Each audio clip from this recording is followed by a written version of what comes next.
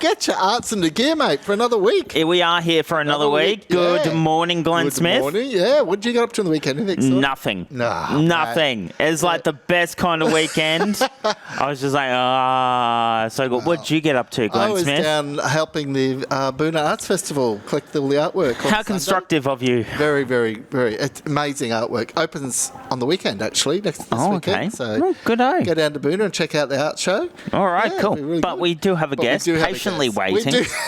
Patiently waiting. I wouldn't have said patiently, but anyway, no.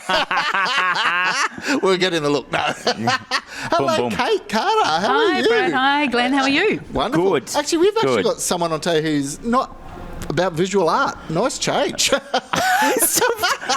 I mean, we've had, writers and everything else on this show, but I think it's the first time we've actually had a composer. We've had a composer, which is amazing. Now, Cate, tell us a little bit about yourself. Well, I'm a kind of born-again composer because I've come to it. I've come to it for the second time in my life. I used to write a bit of music when I was a teenager at school, and I had a beginning in theatre, in opera, as a stage manager. So I did a whole lot of that then, and then I joined the Army for many, many years, and I actually helped start a creative arts association in the Defence Force. Wow. So at the end of my Army career, I've come back to music, and so I've been writing a bit now, and a lot of my music is based on military experiences and military interpretation. But yeah, so I was a viola player, and so I write a lot of chamber music and music for choirs and voices, because that's what I used to love doing. Do you find what you used to do before you went into the Army and the composing work has changed? Since going in the Army? Yeah. Only the content. So I'm very pleased, I'm very grateful to my old music teachers from school and from youth orchestra and youth opera, and all of that stuff is still there somewhere. And I've just brought it out, and I just kind of give it a new life now. So a lot of what I do is set text to music, so songs and make big choir pieces. And so, yeah, that's just, I basically read text and hear the music in my head. So and then I write it down. You're a composer, but are you also a singer? Do you sing? I sing in choirs. Okay. I don't sing. It's solo. I can't do that anymore. But I love singing in choirs, and so I do things like I go down to Chorus Oz in Sydney, which is like a big 2,000-piece choir of community members in the Opera House, and we sing pretty major repertoire. So that's a lot of fun. See, I could do that because I get drowned out by the other 1,999 you'll probably be standing there going, La! Yeah, I think it's amazing. But look, now we've got proms coming up on Saturday the 12th of September, so right at the end of Galvanised. Yeah. And that's at St Paul's Anglican Church. And proms are the flagship event of the Galvanised Festival, and has a mass choir, combined choir, big orchestra, lots of soloists, and I have a piece in the concert this year. Wow. So tell us about that piece. So that is called Creator of the Stars on High, and it is an old medieval text, and I have set that to a piece for choir, organ and oboe, and so it's a hymn that kind of starts really quietly and then swells to this really big sing-along at the end. That's a piece that will be premiering at the proms on the 12th of September. Wow, that's fantastic. Now anyone can go to the proms, can't they? They've just got to book online through the I think it's the Galvanised Ipswich Festival. Yeah, that's right. You can get tickets. Yeah, that's fantastic. So that's your first thing, but we've got a couple of other exciting things to talk about. So we're going to do that. Yeah, we're going to come. We're going to come back. So don't go away. No, don't you go away, Glenn Smith. I'm not going away. No, you just have a Cate, habit. Don't you go away either. It's going to be a very quiet interview. I'll be here.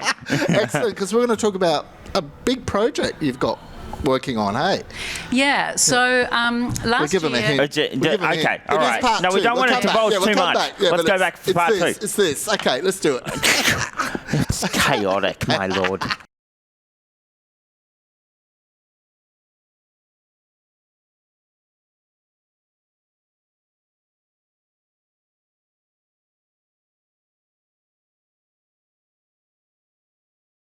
Oh, mate, get your arts in the gear. Yeah, absolutely. Part two. Let's do this.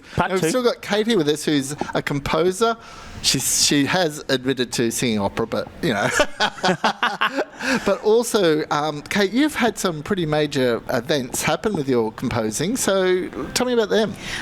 So over the last couple of years, I've been writing crazily, so I've got a lot of pieces done, and one of the first major works I did was a suite called The Witnesses, and this is a suite for orchestra and choir, 5 movements, and it's based on the text of Harry Parker's novel Anatomy of a Soldier. Harry Parker's a British Army captain who was in Afghanistan, and I was very lucky enough to have that piece premiered in London by the Countess of Wessex String Orchestra in the Royal Military Chapel in 2024. Hasn't had an Australian premiere yet, and I'm really interested in getting one.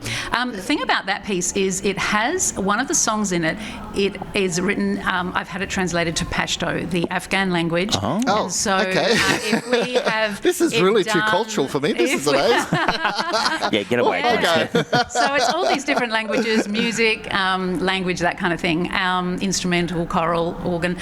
So that one has a tenor solo singing in Pashto. So I had Harry Parker's text translated into Pashto by actually a member of the Australian Army who is an Afghan national, and so he has Pashto as his mother tongue, and he did that. So that was done in 2024. Yes. And then I came back, and in that summer I wrote, and was inspired by this trip to the UK actually, and military history conference that I was at.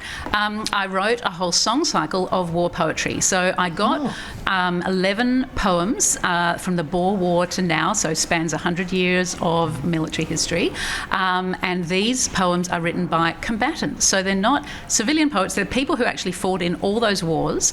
And I set them to music, and so that's a whole song cycle. And I'm looking forward to premiering that one day too.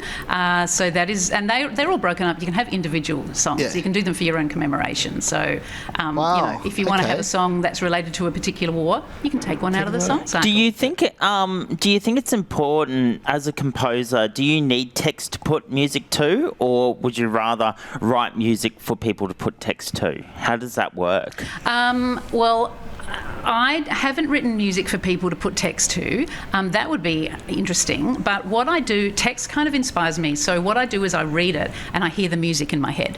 So even the instrumental movements of The Witnesses, they're 5 movements for 5 chapters. I read the chapters and I could hear the music in my head and I wrote it down. Sometimes I set his text to that music, but some of them haven't got words. They're just instrumental pieces. Wow. So, yeah, but I welcome the opportunity to do the other. Now, let's get on to one that I'm very keen and interested in. We've got Annie and Mavis. Now, this is an Ipswich story that you've actually composed. There we go, thank you. You've actually composed the music and the text for? Yeah, so this is a new operetta that I wrote while I was composer in residence at St Paul's Anglican Church last year.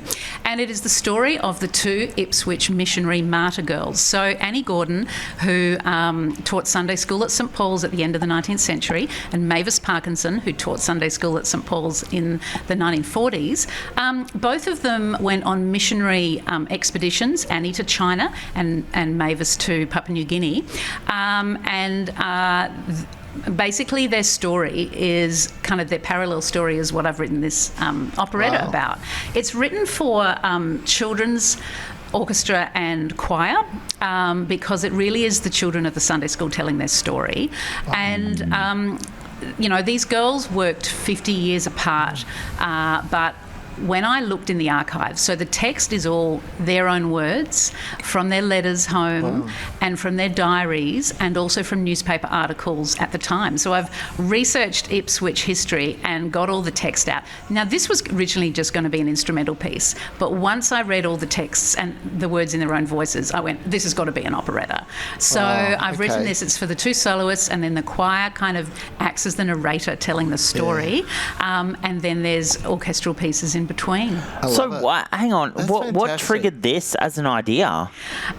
Oh. Because I just say it's such a unique idea. It's so you're combining Ipswich history with music and we opera. have a Martyrs Memorial in St Paul's Anglican Church, and And I was really interested in the story of those girls, and I started looking at them. And then the lovely Helen Puller from Ipswich Girls Grammar Archives helped me, got all the archives out and showed me all the letters and diaries. And then I looked at all the newspaper articles, and then I've taken some speeches from Bishop Philip Strong, and I've developed all these different sorts of characters. So it really is Ipswich's story about these girls who gave their lives overseas as part of their mission. Now, we need to get this on the stage.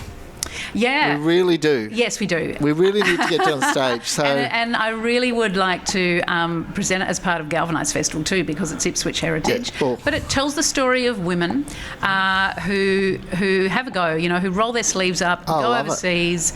And, I think there's a real connection to the humanitarian work of some of the charities that we have in Ipswich that do that Rotary Mothers Union, Zonta. Yeah, I think it really resonates today. It really is a strong women's story, powerful women's story. And actually, we're running out of time. There's so much to talk about. But before we do, we need to talk about another thing before we go that we really have to get in. But, God, we need to talk about this more, don't we? Yes, we do. If the mayor's listening, we're going to be calling you, okay? Yep. Now, quickly, you've got an event coming up which you received an RADF grant for, Regional Arts Development Fund grant. Tell us quickly about that before Brad hangs up on us. Yeah. I'm not that mean. I'm the Glenn Smith.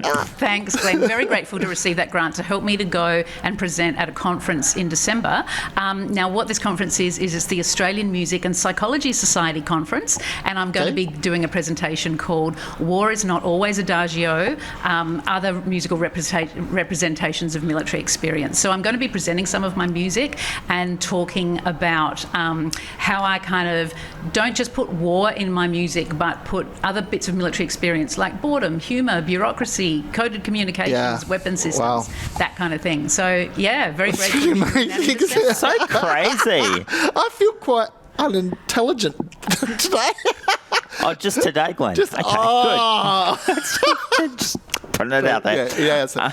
Kate, that's actually phenomenal. That's fantastic. Congratulations getting an RADF grant, because it's amazing to get these things, to get these opportunities. So well done to the Queensland Regional Arts Development Fund. But guys, we really, really, really need to get this on stage somewhere. So it's phenomenal. It's about Ipswich. It's about women's power. It's about so many I think it'll be a good story to tell. So if any one of our local theatre companies wants to pick that up. Yeah, we need youth orchestra. We need youth choir.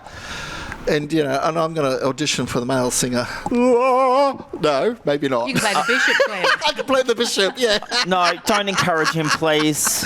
But I think he has only got one character he can play, and that's a grumpy old lawyer. Oh, jeez. Tough on me. Hey, thank you so much for coming along, and all the best with all the adventures. And I wish I wasn't doing 500 things on the day of the 12th, because I would have loved to come to the proms. But, I just wanted elsewhere, I guess. But no. The life and times of Glenn Smith. Thank you, Kate. Appreciate it so much. Thanks, guys. Thank you. We have got your arts in the gear for another week, Glenn Smith. Are you under control? Oh, not really. Okay. See you next week. You.